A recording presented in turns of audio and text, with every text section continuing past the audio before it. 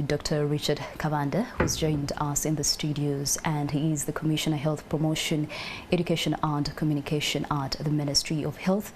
We basically want to find out what is really happening on the ground. A very good evening, Doctor. Thank you so much for joining us tonight. Good evening, and thank you for inviting us. Well, I know this is the third time we're having a strain of the same, of Ebola, and while we're speaking of 7 confirmed cases, we know the ministry did send out teams on ground. What are the teams saying? What have they found out? Yeah, basically when you get an infectious disease like this one, and of course this is our 6th time going through this kind of experience since 2000.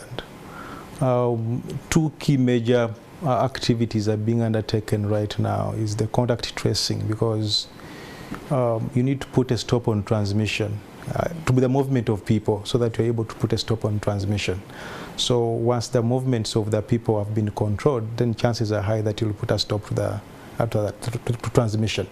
So what we have done, we have sent out our teams, the surveillance officers, to support the districts, because from our previous experiences, this must be a district-led kind of response. You expect that members of the community or this should be able to do more. Our technical teams are there to offer technical guidance in terms of planning, but of course also to guide this on how to do this better.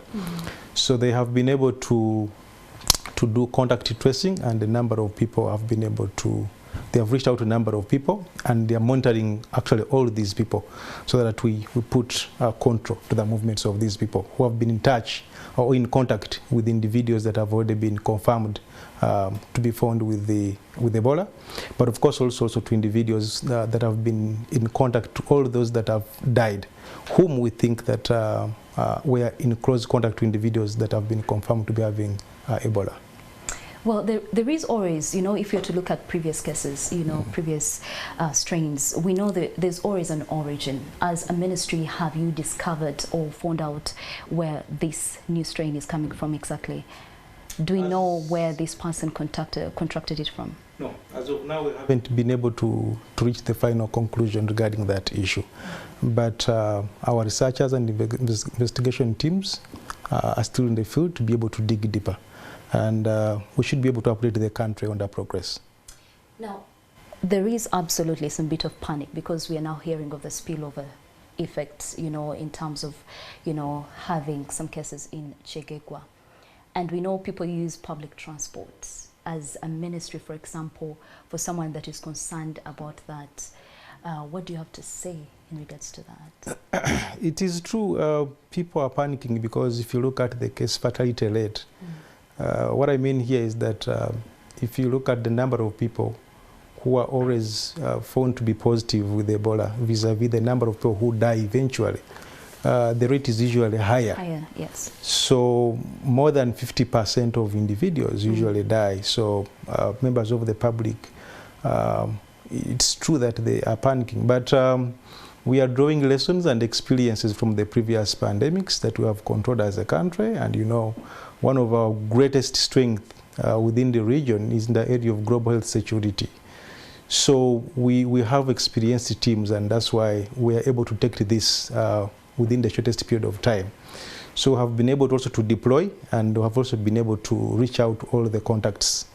And also the other capacity that we have is in terms of testing. So within UVRI, we are able to test, and within a period of 12 hours, we are able to know that Richard is either positive or negative. So members of the public do not have to get worried, because if you look at the previous experiences, we are able to go through this by working with members of the public. So we caution them to be able to abide by the preventive measures that we give from time to time. And once they do that, then we should be able to fight this over the way we did for other pandemics. Indeed. Now, just speaking from you, would like, you know, it's very easy for someone to trust you, you know, if you're coming from the Ministry of Health. What is that one symptom as you know, as a citizen, that you should see and say, okay, it's time to report this right away? We have, usually we talk about signs and symptoms. Yes. Symptoms are what an individual feels, and then the signs are these that you can see. But if somebody has Ebola, then the body openings tend usually to pass blood. So bleeding happens to the eyes, the nose, the mouth, and the what ears. time frame does that happen once a person has contracted the virus? It ranges between within 2 days to 21 days. So it ranges from one person to another. So that's why we keep on monitoring individuals for that period. Yes. So if you have been in contact with someone who is found to be positive, we'll monitor you for at least 21 days. Yeah. So we caution members of the public to be on the outlook. If possible now, it's better for individuals to start limiting gatherings, if possible, if they can, because Mubende is not far away from Kampala, for example, and with the opening of the economy, we expect that movements are normal, and if people don't limit movements as of now. We haven't come up with stringent measures of now because the situation is actually still under control, and we shall advise the public as time goes on. Dr. Richard Kabanda, our very first final question to you as the public: how do we work together with the ministry to contain this current challenge at the moment? Our strength all along has been working with the members of the community. If we draw lessons from our previous Ebola response in 2019, those who are following trends in Kasese, we received 4 people, and eventually all the 4 people died, and all of these people were returned back to Congo. So they were residents of Congo, but of course of the frequent movements across borders, so we are able to detect. So we are only able to do this by working with the community.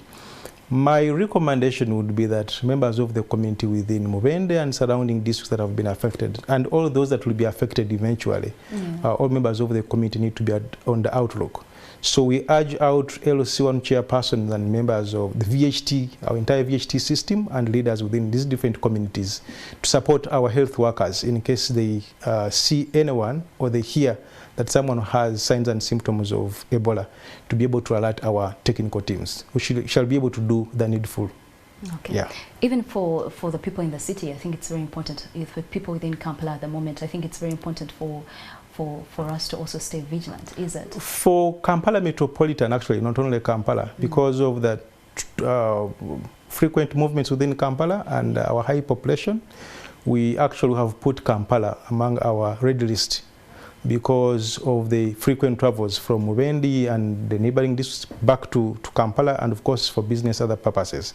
So members of Kampala Metropolitan, that's Kampala, Wakiso, Mpigi and Mukono, they should be on the outlook and ensure that they work closely with our technical teams.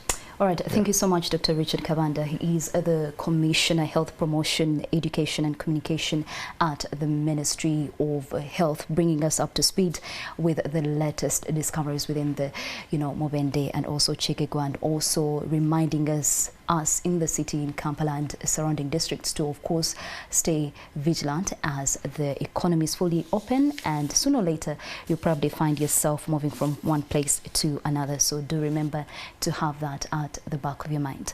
Now,